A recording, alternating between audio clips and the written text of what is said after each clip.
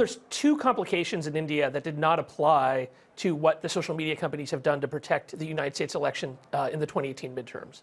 The first is that WhatsApp is encrypted. So WhatsApp made a decision to put the content of people's discussions outside of the reach of Facebook and outside the reach of governments, which makes it very difficult to know what people are talking about, what they're passing along. And the second complication is the people who are posting this information are legitimately Indian citizens. So when it came to the 2016 election, and you're talking about Russian trolls, there was a pretty good case for the social media companies to take down that content and to take down those accounts. But in this case, figuring out a policy basis to decide what you're allowed to say if you're legitimately an Indian citizen about your own election is a really complicated thing. And I wonder, Alex, because Facebook just made such a big announcement about the future of private messaging and integrating those systems and basically betting people are going to do more of that and less public posting in the future. So we know it's hard enough for Facebook to self-police the public posting. What happens when all this messaging goes private? So you're right.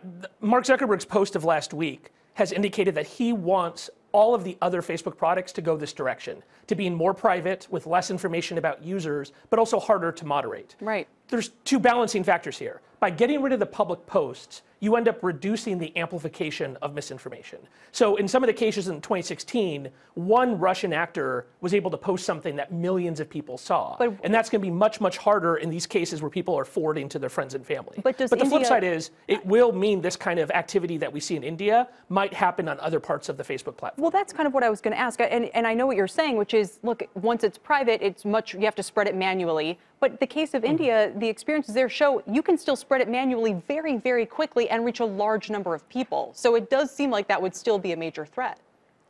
It is. In India, there's a specific issue here, which is that the political parties have mobilized hundreds of thousands of their users to take these messages and amplify them. And so it's very difficult for the company to deal with that kind of flood of misinformation from many, many people who aren't lying about who they are. In fact, the fact that they are authentically talking to their friends and family makes the misinformation more powerful. Exactly. So it's a hard trade-off, and there's no easy answer here. Either you give these people privacy, or you violate the privacy to police their speech. Exactly. But you can't do both. And finally, Alex, what happens if people say, okay, we're going to break up the tech giants, WhatsApp stands alone, Instagram stands alone, Facebook stands alone? Would that do anything to solve the problems we're discussing?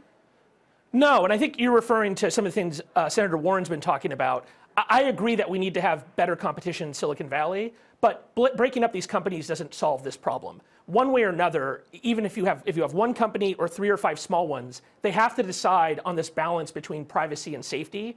And you could have more choices for people to choose from, but in the end, you're still going to have these issues.